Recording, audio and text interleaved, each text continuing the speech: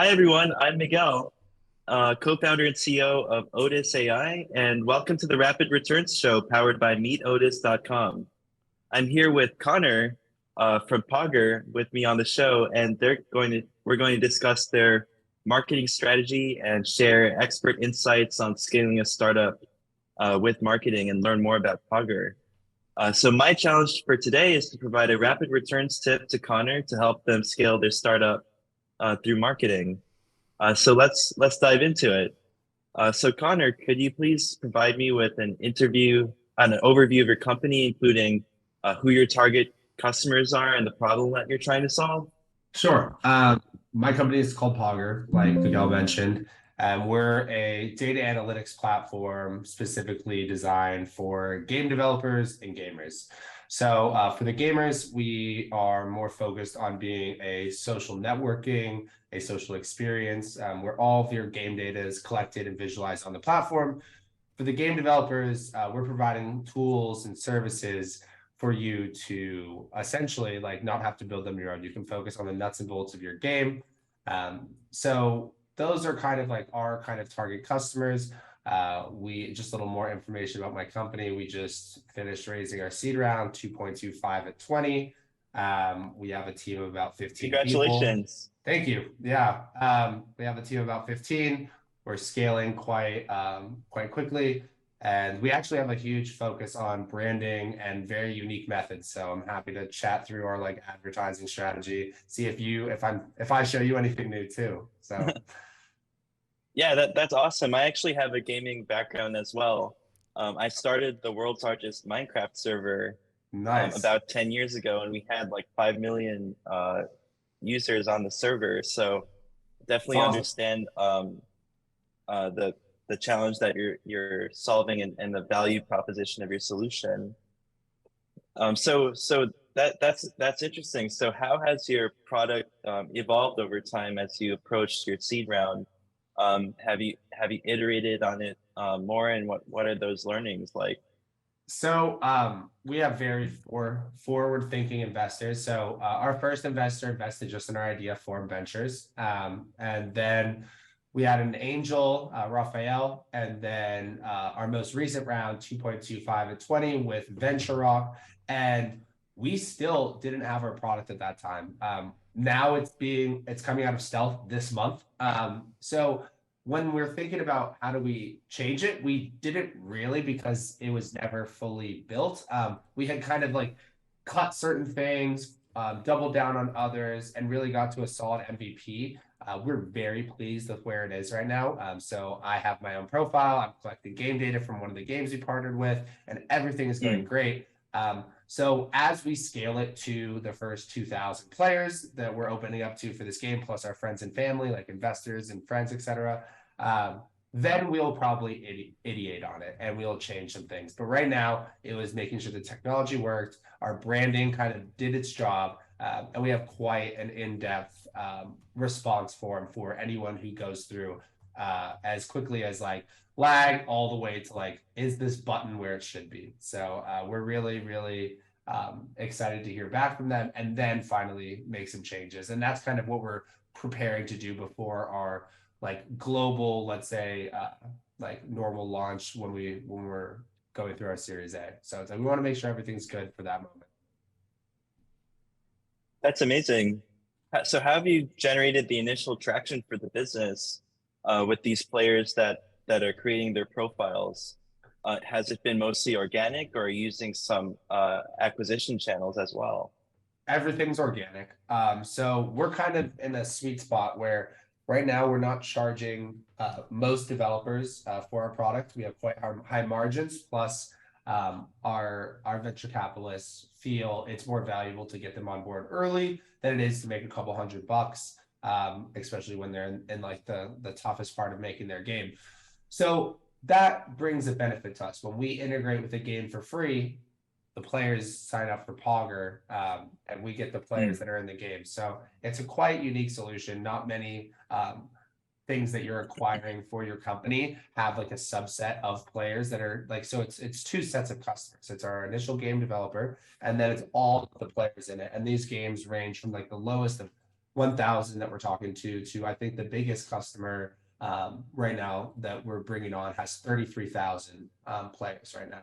So it's like we're all focusing on these smaller indie studios, no one who has more than 100,000 players monthly active, because we are having those longer conversations with the Epic Games and the Riot Games, Activision, Blizzard. So it's like, Wow. once we get to that level of scale that we can go and bring their community, marketing isn't as much of an issue. It's more of a technological feat to kind of get to that level of scale and making sure that our system's not crashing with how much that is like running through our pipeline. But to like answer your question more specifically, the three channels we focused on at the beginning for our startup was our social media. Like it was YouTube Shorts, TikTok, Reels, Twitter. So like those are like one of the first channels we did. And the way we did this is I have a social media head. We have a content creator, and we're just searching the web every day for like unique content that really fits the gaming. And then we add B-roll to it, have our social media head create a video talking so that it's like the highest level of engagement and content. And then we just ship it. Like we reach about 6 to 7 million people on Instagram a week. And that's with an account with like 14,000. Our Social Blade score is like 280,000% 280% engagement, which is insane. So like that's great. Our TikTok, we just repurpose all the content from Reels, and same with Shorts. We're starting to put out more long form content on YouTube, and that's kind of leads us into our next lane, which is our podcast we just put out. So I have a podcast called Level Up, where I interview game developers and game influencers, and this is so that we have additional content that's not gaming focused, but this is like has to do with like clips of from the interview, like sounds, anything to do to hit a new niche in that space. Plus, we're talking to game developers and gamers who might not have been interested in our platform. So it's like while we're also providing Yeah. kind of like context for what we do, we're also giving them a platform to talk on and allow us to create more content. The last kind of one that we're really focusing on, and this comes from my experience building like news pages. I built this website called Stropsy, which is esports backwards a while ago. And we're doing a similar thing with POGR, where it's not the main factor of our website, but having a kind of feed that all the developers who are putting their games out and all the players who are using our games can have a curated feed of gaming information. So we're using like these AI tools to scrape and kind of edit a bunch of the content that's out there, as well as our editor-in-chief kind of cranking out his own with interviews, and then obviously taking these podcasts, pretty much using that as like our print and SEO builder. We're really good at backlinking and making sure that we have a presence online. And those are kind of the three that we've been touching on the most right now to get a good like bearing, preparing us for launch. So That's a really helpful overview. So when you're talking about your content strategy, is it mostly because you mentioned that once you onboard a game developer, there's pretty high adoption for all of the players of that game. So is it usually like 100% adoption, or do you try to drive more adoption using influencer activations or working with the streamers and things like that? our biggest activation is the games, because it's very natural and players just want a free thing. It's not like we're charging them. It's just a free additional tool. Anyone who plays games as often as I do or other people, it's like when you have a game you care about, or even just like when you play with friends, it's next to no resistance to download something to either show that you're better than them or to like retain some of your statistics or achievements. It's just like everyone's like, oh, it's just Right. so it's like if I need to download something to show me that I'm better than my friend, I will do that right now happily. Like, and I will like scream with joy like when it shows I'm better. So it's this kind of like mindset where it's like no one's really tapping into this like gamer's ego and their pride, and no one's built tools to allow them to show it off. I think the most recent memory for me was like the Xbox Microsoft score. It's like you had all your achievements, you had all of that, but like you went to PSN or Nintendo or finally downloaded Oh yeah. Steam on your computer, and you're like, there goes 10 years of my life gone. So it's like, so like that's kind of the lane on that end. And um all the game users, so I'd say it's not 100%. I would say about 80% of players that we sign, like that we partner with the game. At least the first game is 100% because we partnered with them and built it, so that's different.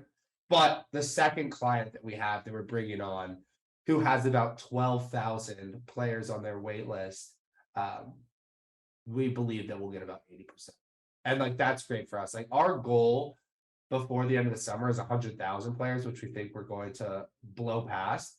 And then from September to December, we're going to hit over a million. So it's like, it's going to be that quick of a ride. Wow. Hopefully. So is your content more focused on, because you have so much adoption from those players when you onboard a new developer. So is your content mostly focused on attracting more developers from a B2B marketing perspective to invest in the free integration with your platform? Yes, I would say that we are mainly like our biggest acquisition target is game developers. So, but we also realize that like going and just like emailing them that we have a free service like isn't the way to do it. That's why we built the podcast. Like, it's like our online when we're using our social media, we are not marketing towards anyone but the algorithm. Like that is the only person we're marketing towards. We don't care who you are. We're just feeding the algorithm and like it's working. Like all of our videos are getting put, like videos that are 3 months old are getting hundreds of comments. So like for social media, like you don't have an audience. You have an algorithm which chooses your audience for you, For the podcast, we can be a little bit more specific. So what I'm doing is like obviously everyone in my network that is an influential game developer or I know who has a good story, I want to bring them on this podcast so that we get that threshold and backlog and we build that brand. Mm-hmm. But once I get past the first like 20 interviews and I go into, hey, I see that you are releasing a new game. We'd love to be a part of your like release and content cycle. Here's a Calendly. Let us know when works so we can have you on the podcast and we can push you up. They're now familiar about podcasts, our podcast and POGR. We're not having to go and like beg them to pay attention to us. We're offering them something right off the bat. So that's one way that we have been attracting game developers, and it's been great. Like because they get to learn about us, we're offering them something, and like if they really don't like our service, at the end of the day, like free, very easy to use, like huge like player basis comes to your game. If none of those are attractive to you, like you get a free podcast out of it, and it's like Yeah. like I can't show because we have the screen on, but it's right behind me. Like it's like we have the mics, we have the 3 cameras that we've been getting set up with like perfect lighting. So There's definitely a lot of good network effects there 100%. and virality from those games. So have you ever thought about or been applying any direct acquisition strategy with paid advertising to target those decision makers from the game developers? We have not. And the only reason why is our pipeline has been so clogged. Like we're at like a technology sprint right now. Like we're hiring about 2 developers every month. Because like we're constantly scaling more features. And I have like 25, 30 customers, like game studios ready to come on. We just can't hit them. So it doesn't make sense for us to pay money right now.